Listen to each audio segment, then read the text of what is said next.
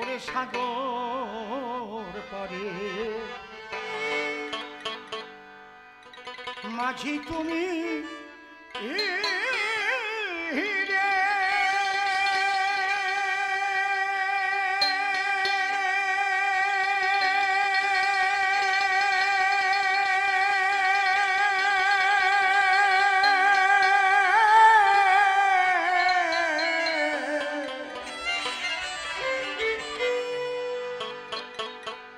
হারে মাঝি চলে সকন্দে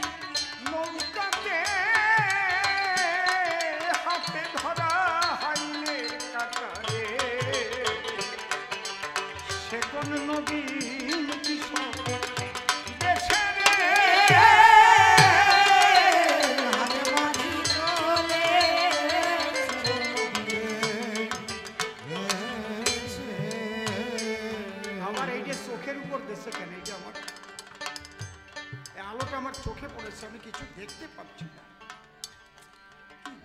কি যন্ত্রণা রে! বাসটা ধরে ওই দিক ঘুরে যাও, কিচ্ছু দেখতে পাই না আমি। হালিমা চাহে মাল কোঠা দিয়া রে মাঝি তোমার চিকুন মানিয়া দোলে খোলা হাওয়ায় দোলা দিল রে ও তোমার মাথার বাবরি শুলে।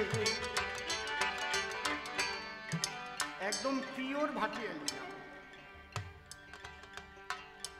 একদম পিওর ভাটিয়ালি। গানটা লিখেছেন আমার দাদু গুরু পরম শ্রদ্ধেয় প্রয়াত পাগল বিজয় সরকার। আজও মনে হয় তার একটা গান না গাইলে কবি গানের সম্পূর্ণতা আসে না।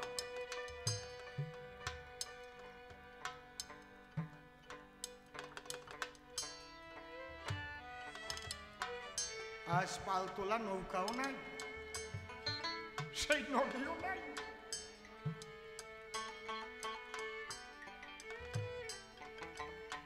এখানে যারা জন্ম নিয়েছে তারা তো জানে না,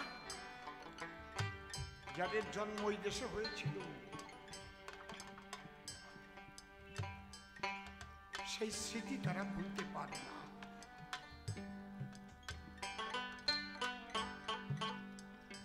সেই হালমাসার পর হালমাসা কারে কয় এরা চিনবেই না, মালকোষা কারে কয় এরা বুঝবেই না।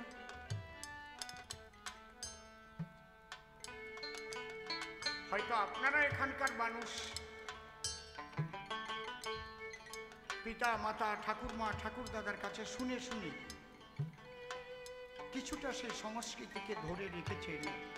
আমাদের ভাষা সংস্কৃতি থেকে কর্মসংস্কৃতি সমস্ত কিছু আমি তার প্রমাণ আমি পাই যখন আমাদের মধ্যে গান গাইতে যাই। পাগল বিজয় সরকারের এই গান বিশ্ববিখ্যাত গান, পোষা পাখির গান, বিশ্ববিখ্যাত গান,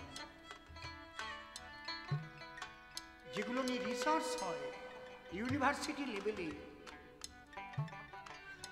শুধু ভারতবর্ষে নয় ভারতের বাইরের দেশেও রিসার্চ হয়, গবেষণা হয়। গবেষক কেরল সোলেমান আমেরিকা থেকে এসেছিলেন। তিনি পাগল বিজয়ের গান কালেকশন করে নিয়েছেন। গুরু তোমায় আমি চিনলাম না সাধন ভজন, তাই আমার হলো না গুরু। গুরু তোমায় চিনলাম না সাধন ভজন, আমার হলো না গুরু। তোমায় চিনলাম না সাধন ভজন, আমার হলো না। একদিন দুই নয়নে জলে তোমার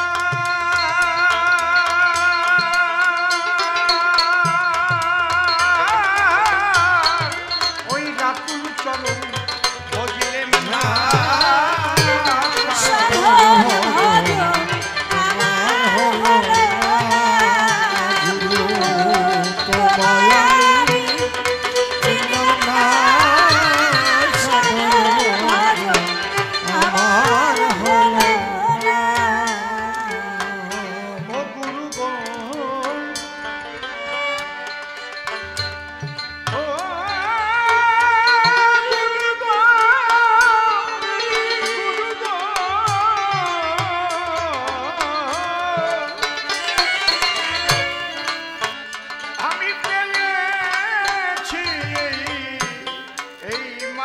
সংসার অসার কেতাই ভেবেছি সার হব পারে চিন্তা করিলাম না।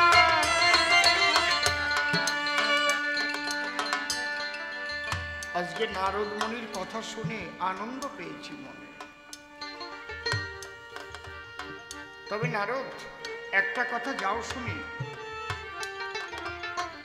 বিশেষ ব্যক্তি যারা জগতে শুধু মায়ের কোলে থাকবার জন্য আসে না, তারা এমনকি সেই সব মানুষের স্ত্রী হওয়া বা স্বামী হওয়া এটাও ভাগ্যের ব্যাপার, অনেক ত্যাগ না থাকলে হয় না।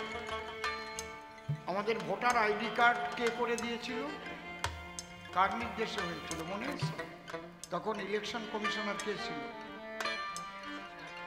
রাইট 1995-এ প্রথম হয় টিএন সেশন। স্ত্রী এবং স্বামী দুই দেশে বাস করে কর্মক্ষেত্র অনুযায়ী 2 বছর 2.5 বছর পর দেখা, সবাই মেনে নিল, কারণ তারা জানে তাদের ভিতরে কি স্নেহ বাৎসল্য প্রেম প্রীতি ছিল না, ছিল। তারা জগতের কল্যাণের জন্য এসেছে। নারদ তুমি খুব ভালো বলেছ, মায়ের বাৎসল্যের কথা তুমি তা দিয়েছ বক্তৃতা। মায়ের বুকে থাকে স্নেহ মমতা, কিন্তু সেই সন্তান যখন বৃহৎ কোনো কর্মের তরে যেতে চায় আমেরিকা শহরে, উচ্চ ডিগ্রি লাভ করার তরে, মা তাকে আশীর্বাদ করে বাবা, আবার আসল দিয়ে চোখ মোছে, কাঁদে। আমা কাঁদছ? কাঁদবো না? আমি যে মা, আমি তো কাঁদবো না, আমি কাঁদবো, আবার তোকে 2 হাত ভরে আশীর্বাদ দেব, তুই জগতের কল্যাণ করবি।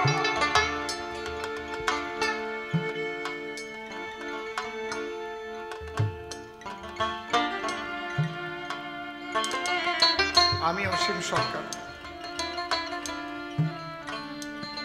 আমার একটাই মেয়ে, মেয়ের ঘরের একটা মেয়ে, সে এখান থেকে বায়োমেডিক্যাল ইঞ্জিনিয়ারিং কমপ্লিট করে, বায়োমেডিক্যাল, এটা কিন্তু এমনি ওই সমস্ত সিভিল ইঞ্জিনিয়ার টিয়ার ওইসব না, ইলেকট্রনিক্স ইঞ্জিনিয়ার বা ইলেকট্রিক্যাল ইঞ্জিনিয়ার, এটা ডাক্তারি ডিপার্টমেন্ট।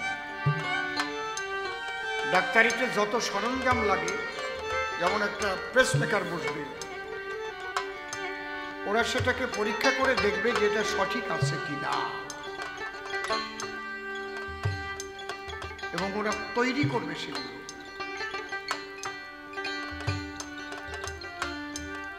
মাস্টার্স করবার জন্য আমেরিকায় গেল। আমি ভাবতেই পারি নাই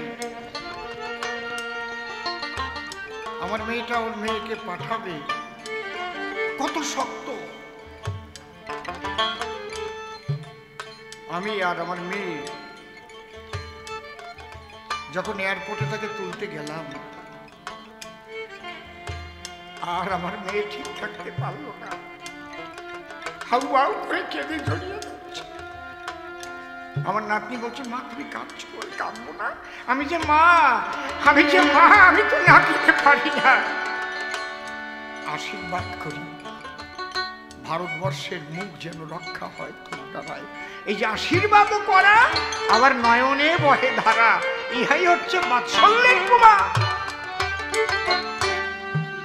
মা যশোদা কাঁদবে, নন্দও কাঁদবে, আবার আশীর্বাদও করবে। তারা জানে যে আমার গোপাল শুধু আমাদের গোপাল নয়, বিশ্ববাসীর গোপাল।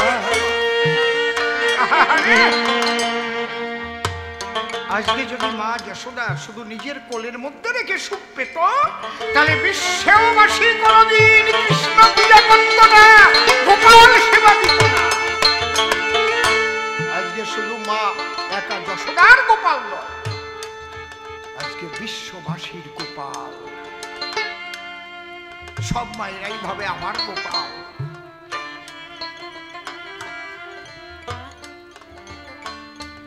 আমার মা এখনো জীবিত।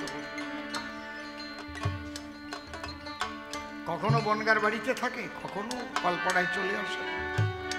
একটু বেশি দিন হয়ে গেলে কান্নাকাটি করে।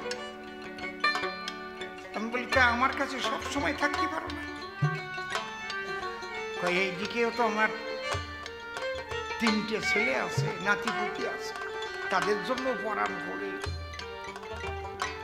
তুই তো খালি আমার একা রসিদ না, তুই যে জগতের রসিদ। আমি তো কাঁদবো, তোকে আশীর্বাদ করব প্রাণ ভরে। একেই বলে মা।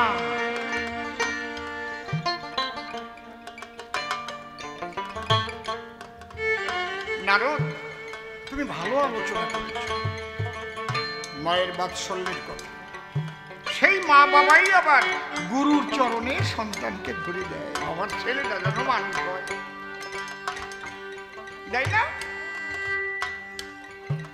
মা বাবাই আবার গুরু পদে সন্তানকে আশ্রিত করে, সৎ গুরু দেখে। ও গুরু গো,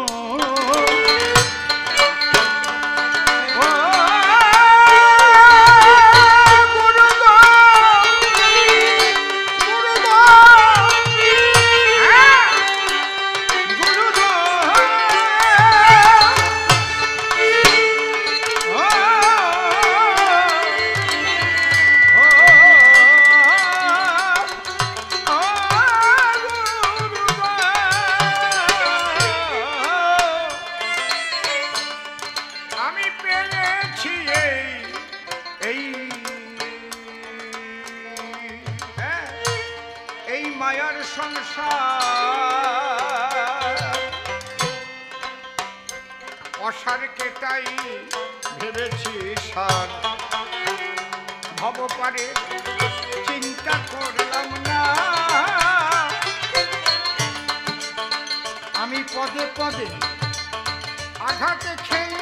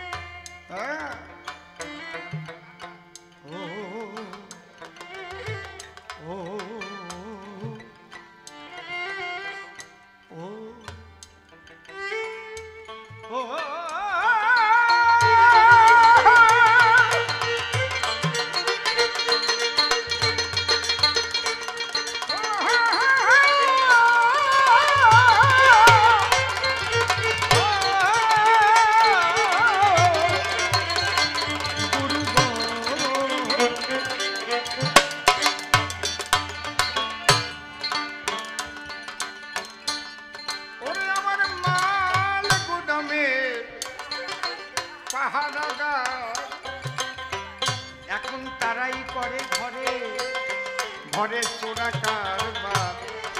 দলে বেঁধেছে ওরা 6 জনা।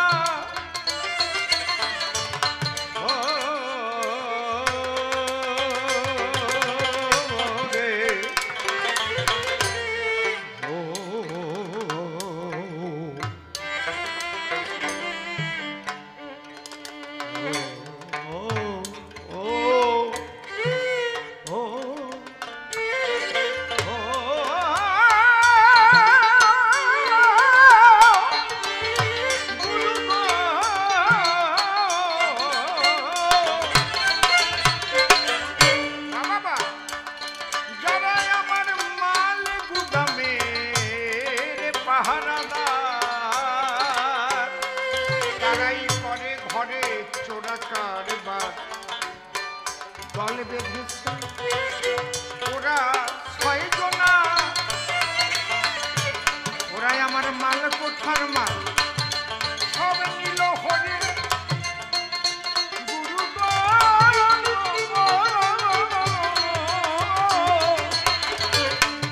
আমার মাল কোঠার মাল নিল হরে, আবার আমায় দিল জেলখানা।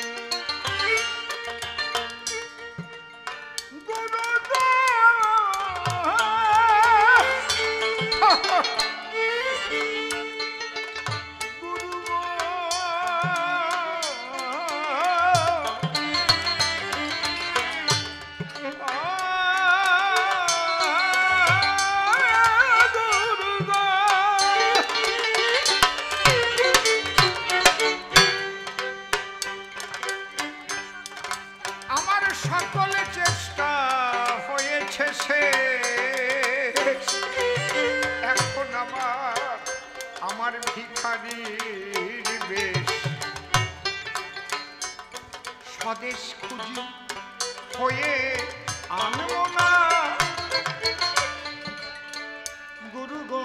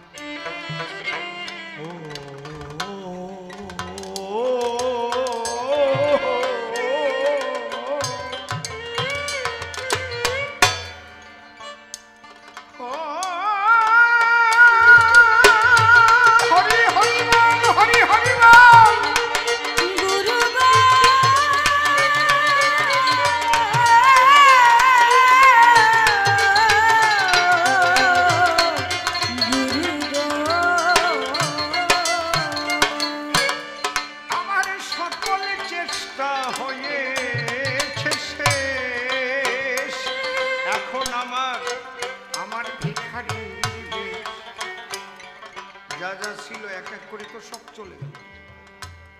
যে চোখে ভালো দেখতাম সেই চোখে ভালো দেখতে পারি না।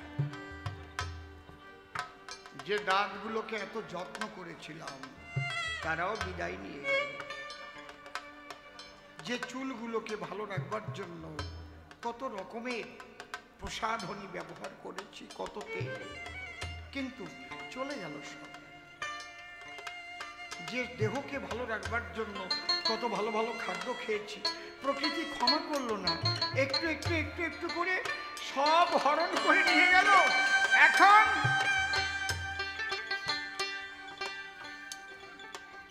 আগে যেসব খাদ্য খেয়ে হজম করতে পারতাম, রাত্রে দুধ দিলে বলি দিস না, গ্যাস হবে।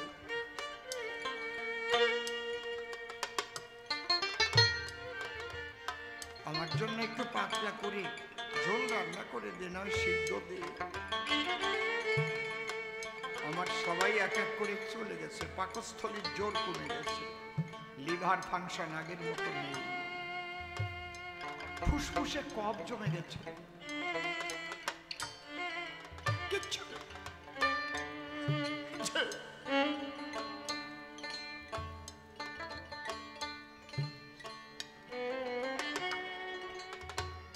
যে সৌন্দর্য সুঠাম ছিলাম ধীরে ধীরে বেগুন পোড়ার মতো হয়ে গেল। কিন্তু আমি কোথায় যাব গো? আমার বাবা, তার বাবা, তার বাবা, কার বাবা, তারাই বা কোথায় গেছে? দেশটা কোথায়? আমি তো এই দেশ আমার বলে কত সম্পত্তি করলাম। আমি চলে গেলে খুব বেশি দিন দেরি করবে না, ওই সম্পত্তি ওয়ারিশরা যার যার নামে রেকর্ড করে নেবে, ভাগ হয়ে যাবে। আমি যেমন নিয়েছিলাম বাবার সম্পত্তি, কিন্তু আমাকে তো শ্মশানে নিয়ে পুড়িয়ে ছাই করে দিয়ে ওরা চলে আসবে। আমি কোথায় যাব সেদিন? আমার দেশ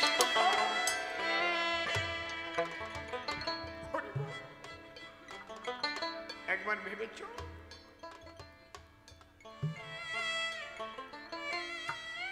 কোথা হতে এসেছি এই দেশে, আবার মরার পরে যাব কোন দেশে? তাই কবি একা একা ঘরের কোণে বসে গান লিখছে আর চোখের জলে ভাসছে। ও গুরু গো, গুরু গো,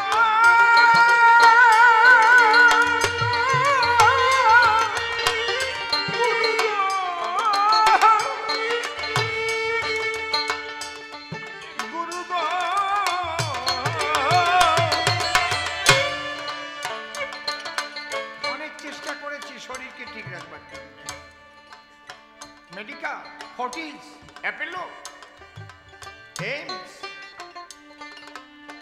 সবাই বলছে যে কদিন বেঁচে থাকবেন সুগারের ওষুধটা আপনার খেতে হবে, গ্যাসের ওষুধটা খেতে হবে, কারণ সুগার কোনো রোগ নয়, সব রোগকে নিমন্ত্রণ দিয়ে দেহে বাসা করে দেয়। আপনি যদি ওষুধ না খান, আপনার চোখ যাবে, দাঁত যাবে, হার্ট যাবে, লিভার যাবে, কিডনি যাবে, সৌন্দর্য যাবে, সব যাবে। কই টাকা তো ব্যাংকে বড়ই আছে, খাবার উপায় নেই। গুরু গো, গুরু গো,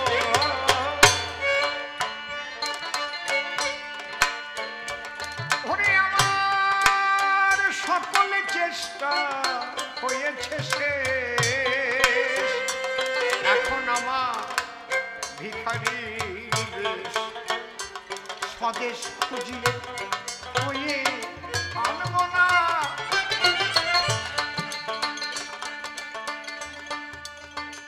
আমায় প্রতিদি বলে উদ্ধার করো। এখন বলছি, আর আগে আমি কর্তা সেজেছিলাম। আমার বাড়ি, আমার ঘর, কত মানুষের মনে ব্যথা দিয়েছি, অন্যায়ভাবে কত অর্থ উপার্জন করেছি, যার প্রাপ্ত জিনিস তাকে না দিয়ে আর একজনকে দিয়ে প্রচুর টাকা নিয়ে নিয়ে, কত জমি নিয়ে গন্ডগোল করেছি। এখন আর কোনো ক্ষমতা নাই, বিছানায় পড়ে আছে, মাজা কটকট করে, হাতে পায়ে আগের মতো বল। তাই তো এখন বলছি, তাই সাধুগুরু মহাজনেরা বলেন, সময় থাকতে একবার তার স্মরণ নাও, সময় থাকতে একবার বলো প্রেমানন্দে হরি হরি হরি বল, হরি বল।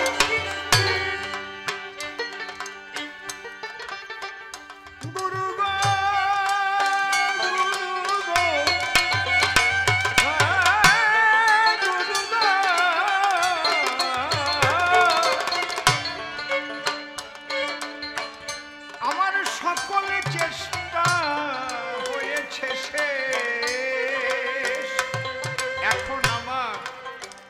ভিখারির বেশ স্বদেশ খুঁজি হয়ে আনব না আমায় প্রতি জীবনে উদ্ধার করো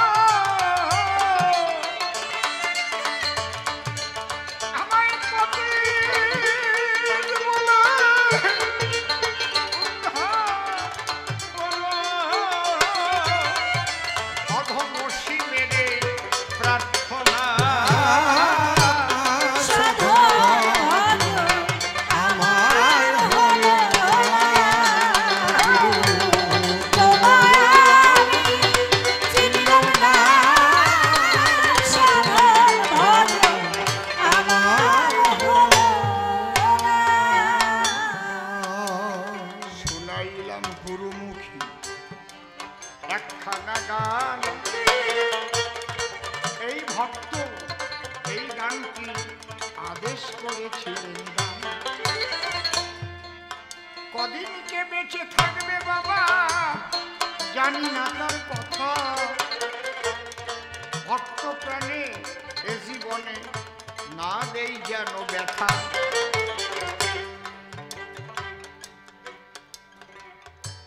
এবার সে নারদ মুনি আমি কৃষ্ণ চিন্তামণি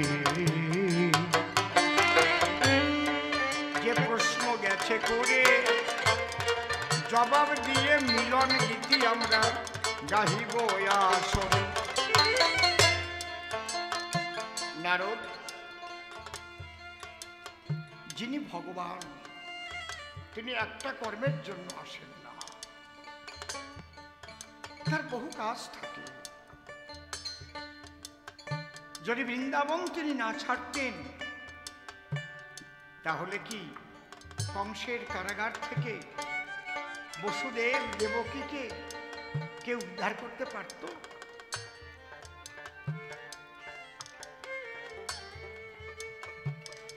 যে কৃষ্ণের আপন মামা কংস তাকেও কৃষ্ণ করেছে ধ্বংস কৃষ্ণের কাছে ওই যে কথা তুমি বললে তার মা নাই তার বাবা নাই তার আত্মীয় নাই এটা ঠিক যদি কেউ অন্যায় করে সে স্বজন পোষণ থাকে না তার ভিতরে যে আমার মামা অন্যায় করেছে ক্ষমা করে দিলাম নো নেভার তিনি হচ্ছেন সুষ্ঠু বিচারক যেমন হাকিম সাহেবের কাছে কেস দিলে যদি নিজের ছেলের কেস হয় বিচার করে ফাঁসি হলে তার ফাঁসি দেবে সুনিশ্চয় নিজের বাবার বিচার করতে গেলেও হাকিম কি ক্ষমা করে দেয় দোষী হলে তার সাজা দেবে সুনিশ্চয় ওর মানে হচ্ছে দুটো দিক আছে না আর তুমি গিয়ে যেখানে কথা বলছো উদ্ভবের কথা সেখানে নিরাকার জগৎ সেখানে মা বাবা শুধু মা বাবা কেন এই পৃথিবী নাই সৃষ্টি নাই সমস্ত লয় হয়ে গেছে যা দেখো নিষ্কলম ব্রহ্ম মাতীত নিরঞ্জনম অপ্রতর্কম অবিজ্ঞান বিনাশোৎপত্তি পরিবর্জিত এই জায়গার কথা কিন্তু যখন লীলা রসে ভগবান লীলায় মুহ্যমান তখন সঠিক কর্ম করেন হয়েও ভগবান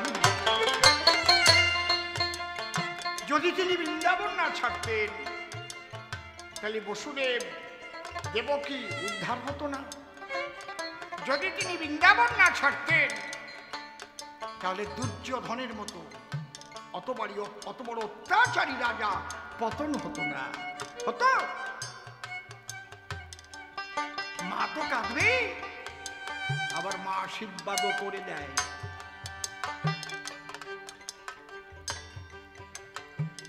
রাম যুগে যখন বনবাসে গিয়েছিল রাম তখনও মাকে গেছিল মিথ্যা কহিলয়, কিন্তু পিতৃ সত্য পালনের তরে গো বনবাসে গেল। দুর্জয় রাবণকে বধ করেছিল। বনবাসে না গেলে কি হনুমানের মতো ভক্ত রাম কোনদিন পেত? হয়তো ঘরে বসে মায়ের পাশে ভালো ভালো খাবার খেত। এই জন্য আমি আগেই একটা কথা বলেছি, যারা বিশেষ বিশেষ জন তারা শুধু একটা কর্মের জন্য জগতে করেন না আগমন, তাদের বিভিন্ন কর্ম সম্পাদন করতে হয়, তার জন্য তাদের গৃহ ত্যাগ করতে হয়। মা কাঁদে আবার আশীর্বাদ করে। এবার বলি, বলল শিবকে যে স্তন কেটে দিয়ে চাল ডাল নিয়েছিল, তাতে কি তার ঝাঁটার বাড়ি বিচার নাহি হলো? না, এক একটা চ্যাপ্টার আলাদা। এখানে সে অতিথি সেবা দেবে, তার জন্য স্তন কেটে সংসারীর ধর্ম কি? অতিথি সেবা দেওয়া। অতিথি দেব ভব, পিতৃদেব ভব, মাতৃদেব ভব।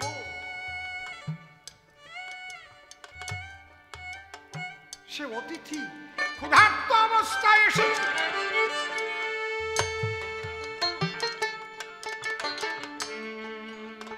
এতটা ত্যাগ দেখালো বলে ভগবান বলল, মা তুমি যে অতিথি পরায়ণতা দেখালে, তার জন্য আমি স্বয়ং ভগবান তোমার সন্তান রূপে জন্ম নেব।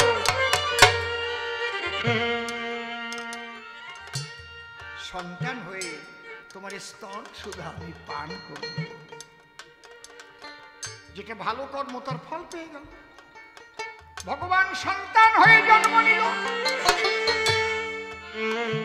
শোনো নারদ, তোমার জানা আছে সবই, তবু আমারে খোসা দিচ্ছ। দেবাহুতির অপরাধটা কোথায় হলো শোনো। আস্তে কর্দম ঋষির স্ত্রী দেবাহুতি। এই কর্দম ঋষি ছিল একজন বড় মাপের সাধক, এবং তিনি সাধনায় সিদ্ধি লাভ করলেন, ঈশ্বর দর্শন পেলেন। ভালো করে দেখে নেও সব, বাজানোটা বড় কথা না, একদম ক্লিয়ার হবা, পারফেক্ট হবা, তখন বাজাবা সব।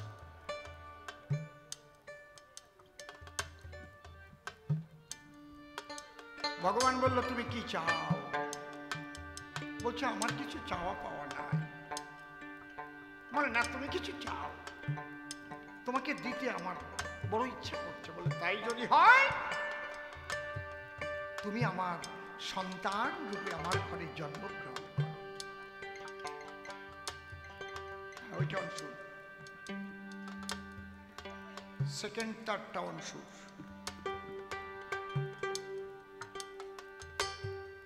সন্তান রূপে বলে, আমি তোমার ঘরে সন্তান রূপে যাব, কিন্তু যার গর্ভকে অবলম্বন করে যাব সে তো পবিত্রতা সতী হতে হবে এবং ব্রহ্মজ্ঞানী হতে হবে। তেমন স্ত্রী যদি তুমি খুঁজে পাও তবে আমি যাব। তুমি যাকে তাকে বিয়ে করলেই তবে গিয়ে সেখানে হাজির হতে পারি না। বিরাট কথা। কিন্তু হরিচাঁদ ঠাকুর যে এসেছিলেন রামকান্তের বরে, দশমন্তের ঘরে, মা অন্নপূর্ণা দেবীর গর্ভকে অবলম্বন করে, তারা কেমন ছিল? যশোমন্ত বৈরাগী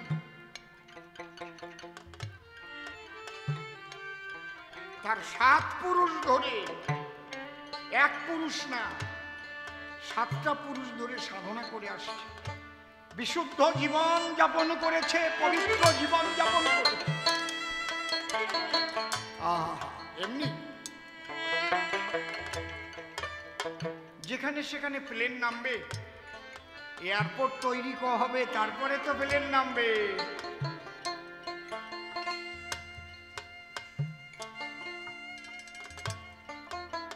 এবং এখানে নারীর ভূমিকাটাই 90%।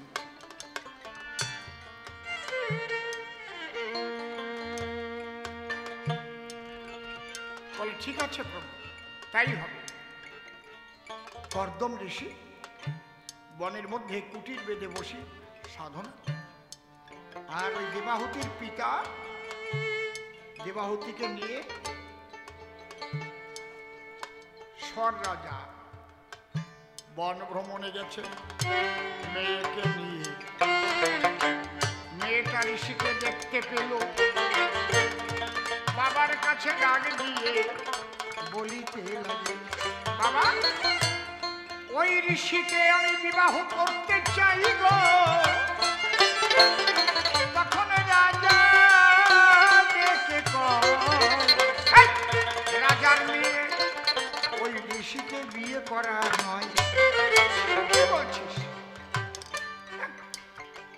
মুখ বড়া দাড়ি, মাথা বড়া চুল, তেল নেই না, জটা পড়িয়ে গেছে, তুই রাজার মেয়ে হবে, তোর ভালো জায়গায় বিয়ে। না বাবা, মানে মেয়ে না সোরবান্দা। ঋষি গিয়ে যখন বললো, রাজা গিয়ে বললো, ঋষি বল কি, আমার মেয়ে তোমাকে মনে মনে সিদ্ধান্ত করেছে বর। বলে না, তা তো হবে না, আমি তাকেই বিবাহ করবো যে ব্রহ্মজ্ঞানী।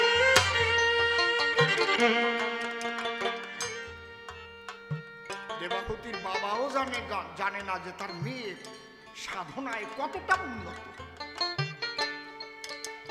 তখন দেবাহুতি নিবেদন করলেন ঋষির প্রতি, ঋষি আমি কি পরীক্ষা দিলে বলুন, আপনি মেনে নেবেন। বলে এই বনের বাইরে 3টি নদীর মিলনের স্থল আছে, ওখানে গিয়ে তুমি যদি ফু দিয়ে জলের উপর দিয়ে আগুন জ্বালাতে পারো তাহলে বুঝবো তুমি ব্রহ্মজ্ঞানী।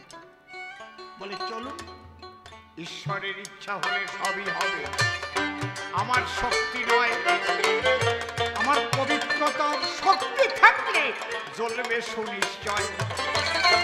এই যে মনোবল, আরে যারা সৎ মানুষ তার মনোবল থাকে আলাদা, তাই না?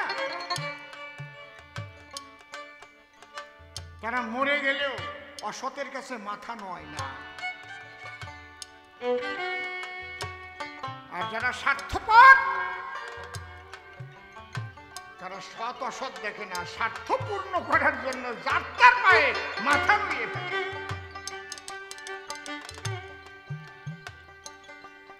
ওদের দ্বারা জগতের কল্যাণ হয় না, নিজেই তো স্বার্থ ছাড়া কিছু বোঝে না। যখন বন থেকে বেরিয়ে নদীর তীর মোহনায় গিয়ে দেবাহুতির পিতা আর ঋষি আর দেবাহুতি দাঁড়িয়ে ওখান থেকে ফু দিল, জলের উপরে দাউ দাউ করে আগুন জ্বলে উঠল। সেই আগুনের মধ্যে থেকে বলছে নারায়ণ, ঠিক স্ত্রী পেয়েছ তুমি, ওকে করো গ্রহণ। তাই দেবাহুতিকে বিবাহ করল গো, হলো কর্দম ঘরণী। তারি গর্ভে জন্ম নিল ভগবান কপিল মুনি। এই জন্য কপিল দেবকে ভগবান বলা হয়, বুঝতে পারছেন? ভগবানের একটা অবতার কপিল অবতার। এই কপিলের মাই হচ্ছে দেবাহুতি। পাপটা হলো কোথায়? যে মা ব্রহ্মজ্ঞানী, ব্রহ্মজ্ঞানী মা সে ঝাঁটা ধরে বাড়ি দিতে পারে না।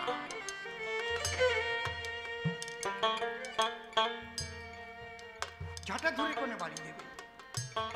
ঝাঁটা ধরে বাড়ি দেয় কারা? সাধারণই যারা। লাঠির বাড়ি, ঝাঁটার বাড়ি, দা দিয়ে কোপ, পিস্তল দিয়ে গুলি, এ তো সাধারণ মানুষের কাজ। এটা কি সাধু মহাপুরুষরা করবে? করবে? এটা ভালো করে সূক্ষ্ম দৃষ্টিতে বুঝতে হবে। হ্যাঁ, একটা কাজ করতে পারত।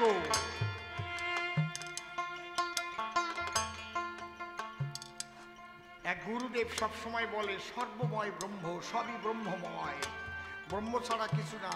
মাছ ব্রহ্ম, গাছ ব্রহ্ম, মানুষ ব্রহ্ম, পশু ব্রহ্ম, কীট পতঙ্গ তরুলতা সবই ব্রহ্ম, বিষ্ঠার পোকা ব্রহ্ম। একজন শিষ্য সেই রকম বেকায়দা শিষ্য ভাবলো তাহলে গুও তো ব্রহ্ম। গুরুদেব কয় সব ব্রহ্ম। শিষ্য চিন্তা করতেছে আজকে কালী গুরুদেবরে অন্ন ব্রহ্ম না দিয়ে বিষ্ঠা ব্রহ্ম দেব, খাক। বুঝতে পারছি? এক থালা গু এনে দিয়ে একেবারে পাজাল প্রদীপ ধরে গুরুদেব দুটো সেবা করেন। এতদিন তো অন্ন ব্রহ্ম দিচ্ছি, আজকে বিষ্ঠা ব্রহ্ম দিলাম। গুরুদেব তাকে ওরে শালা দাঁড়িয়ে শিষ্য, গুরুদেবরে কেউ গু খাতি দেয়? গুরুদেব তো ব্রহ্মজ্ঞানী। গুরুদেব ঝট করে নিজের দেহ পরিবর্তন করে শুকরের মূর্তি হয়ে গদ করে সব গু খেয়ে ফেলেছে।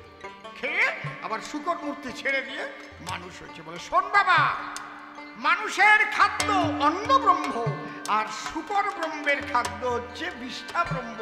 এই জন্য মানুষ ব্রহ্ম হয়ে তো আর গু ব্রহ্ম খাওয়া যায় না, তাই আমি শুকর ব্রহ্ম রূপ ধরে আমি বিষ্ঠা ব্রহ্ম। দেবাহুতির অন্যায় হতো না যদি উনি তখন কুকুর ব্রহ্ম রূপ ধরত। কুকুর রূপ ধরে ওই কুকুরটি তাড়ালি আর কোনো কামড় দিলেও দোষ ছিল না। বুঝতে পারছো কি বলছি? কিন্তু সাধারণ নারীর মতো ছাটা ধরে পিঠে মারল 3 বাড়ি। এই জন্য অভিশাপ দিল স্বয়ং ত্রিপুরারি। সেই অভিশাপ পূর্ণ করিতে মায়াজি পেটের বাড়ি খেল। কিন্তু আমি সন্তান হয়ে কর্তব্য পালন করেছি নীলদল। আমি মাকে সম্মান দিয়েছি, দেখে আমার মাথার পরে সুন্দরভাবে মাকে দিয়েছি একটা পদ্মাসন করে। মাকে কোলে করে সেই আসনে গো আমি দিয়েছি স্থান। সব যুগে ভগবান করেছে, দিয়েছে মা বাবার সম্মান। রাম যুগে ভগবান পিতৃ সত্য পালনে বনবাসে গেল। কৃষ্ণ হয়েও মা বাবার সম্মান দিয়েছিল। মাতা পিতার সম্মান যদি ভগবান না দেয়, তাহলে কি জগৎ জীবে সম্মান দেবে বলা যায়? তবে মাতা পিতা যদি অভিশপ্ত জীবন নিয়ে ধরায় জন্ম লয়, সেই অভিশাপটার ভোগ করতে হয়, কিন্তু হয়। তবে কি হয়? শিব কি আর জোরে বাড়ি দিয়েছে নাকি? একটু সোয়া দিয়েছে। দেখাতে পারো আমার মার জোরে বাড়ি লাগিয়েছে? আস্তে আস্তে কোনো মতে, বুঝলো না? মা তো এমনি গোপাল গোপাল বলে কান্তি কান্তি করল, জোরে বাড়ি দিয়ে খেল। এই জন্য অভিশাপ পূর্ণ আজ হয়ে গেল। একবার মাতা পিতা প্রেমানন্দে হরি হরি বলো। যেভাবে প্রশ্নপত্র সে করেছিল দান, আমি এক এক করে ধরে ধরে দিয়ে গেলাম তারই সমাধান। এইবার তাকে ডেকে নিয়ে মনে আছে ভাবো, দুজন মিলে সভা তলে মিলন গীতি গাবো। সঙ্গপনে তোমার শোনে মনে মনে আমার মিলন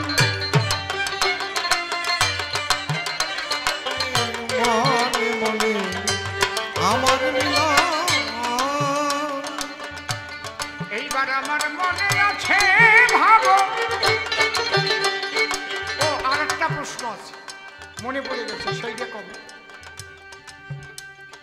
বলেছিল যে বৃন্দাবন মাধুর্যের জায়গা। কি প্রশ্ন?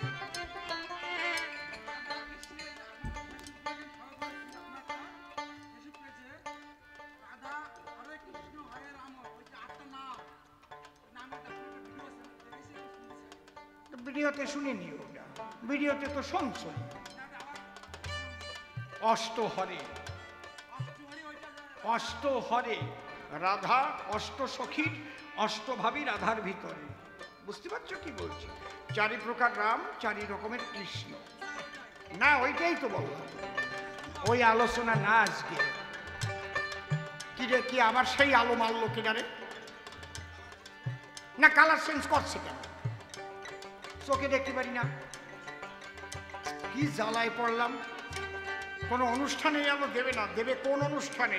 ওই যারা ঝিকঝাক ঝিকঝাক বহুদূর হতে এ কথা, ওই সব গানে দেবা, ঝিকঝাক ঝিকঝাক ঝিকঝাক ঝিকঝাক। আমাকে গানে এইসব করবা না, আমি তো আর এক রকমের না, বুঝো না? গায় না, সে যে কি কয় আমি কিচ্ছু বুঝি। বৃন্দাবনে কেন হলো না? ওই প্রভাসের কুলে বাস করতে হচ্ছে সুতপা ঋষি। ছোট করে ওই সুতপা ঋষির একটা ছেলে ছিল, 9 বছর বয়সে ওই প্রভাসের জলে পড়ে মারা গেছিল। তখন ঋষি অভিশাপ দিয়েছিল, এ প্রভাস, তুই আমার ছেলেকে নিলি, অভিশাপ করি, তোর এই জায়গা কেউ আসবে না, সব ময়লা আবর্জনা ফেলবে, দুর্গন্ধ হবে। তখন প্রভাস মূর্তিমন্ত হয়ে বলেছিল, প্রভু আমি মুক্তি পাবো কবে? বলে, যেদিন কৃষ্ণ এসে এই প্রভাসের কুলে বসে যজ্ঞের আয়োজন করবে আর রাধা কৃষ্ণের মধুর মিলন হবে, সেদিন থেকে প্রভাস হবে মহাতীর্থ। এই জন্যই প্রভাস তীর্থে এই যজ্ঞটার আয়োজন হয়েছে। হ্যাঁ, সঙ্গপনে তোমার সঙ্গে মনে মনে আমার মিলন, সঙ্গপনে তোমার সঙ্গে মনে মনে আমার মিলন। এইবার আমি শ্রীমাধব গৌর হয়ে নদী যাব, আমি নাম প্রেম ভক্তি বিতরণ করব, নারদ কহি তোমার সাধন। সঙ্গপনে তোমার সঙ্গে মনে মনে আমার মিলন। প্রভু তুমি যদি গৌর হবে বাবা, তবে আমায় কোথায় রেখে যাবে? ভালো ভালো, একটু দয়া করে তুমি আমায় জানাবে, কেননা তোমার ছাড়া আমার রয় না জীবন। আরে আমি কি আর একা যাব? নারদ তোমাকে শিবাকে বানাবো, ওই নদিয়ায় নিয়ে তোমায় বিয়ে দেব, শিখাবো তোমায় যুগল ভজন। বিয়ের ব্যাপার আমার নাই কথা না, ওই জিনিস আমার হবে না। তুমি দয়া করে পেলে শোনা এই পদ্ম করোনা সাধন। আরে যুগল ভজন বলে যাবে,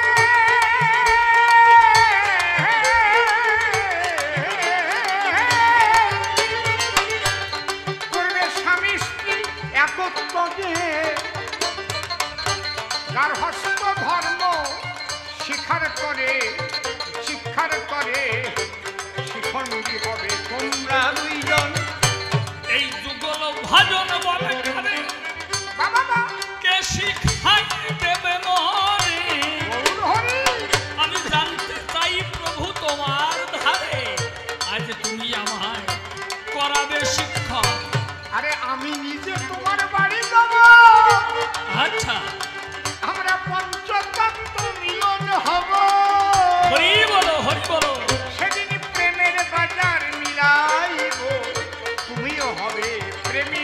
ভাজন কোথায় তুমি যাবে আমার বাড়ি বাবা সেদিন ধন্য হব ধন্যবাদী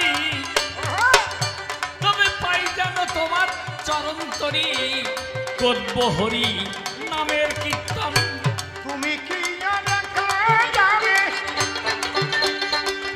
সেদিন শিব ঠাকুর অদ্বৈত হবে আচ্ছা অদ্বৈতের হুঙ্কারে গোলক নড়িবে আমি গিয়ে হব সচির নন্দন তাহলে শিক্ষা গুরু অদ্বৈত ঠাকুর প্রেম তত্ত্ব সেজন জানে যে প্রচুর তবে আমি তো আর বলাদু প্রভু সাত করব ওই রাতুল চরণ এবার ভক্ত নিয়ে সাজে